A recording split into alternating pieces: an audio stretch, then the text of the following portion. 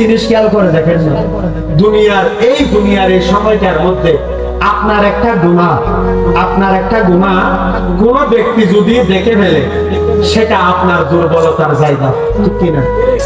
আপনার কোন গুনাহ যদি কোন মানুষ যদি দেখে ফেলে, সেটা দুনিয়ার জমিনে আপনার জন্য দুর্বল একটা জায়গা। ওই ব্যক্তির সামনে আপনি কোনোদিন কথা বলতে পারবেন না, কোনোদিন কথা বলার সুযোগ থাকবে না। সে আপনাকে বারবার সেটা দেখিয়ে দেবে।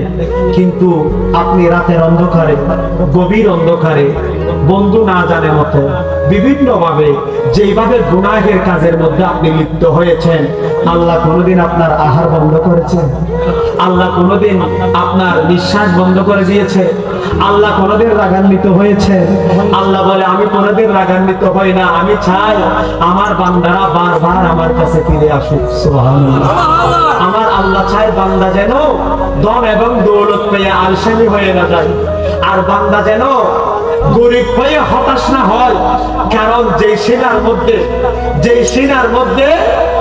সিনার মধ্যে আল্লাহর ভয়ও থাকবে এবং আশাও থাকবে, ওই সিনা দুনিয়ায়ও দামি, আখিরাতেও দামি। সুবহানাল্লাহ। যে বান্দা দুনিয়ার জমিনের মধ্যে শুধু আশা রেখেছে, কিন্তু আল্লাহর ভয় রাখে নাই, আল্লাহর কি রাখে নাই? ভয় রাখে নাই, শুধু আশা আছে কালকে কতটুকু টাকা ইনকাম করব, সেই আশা করেছে, ওই সিনার কোনো দাম নেই। সেজন্য আল্লাহর ভয়ও লাগবে, আশাও লাগবে। আল্লাহ বলে, বান্দা হাজার গুনাহ করেছো, কিন্তু মাফ করবে ওয়ালা আছে না নাই?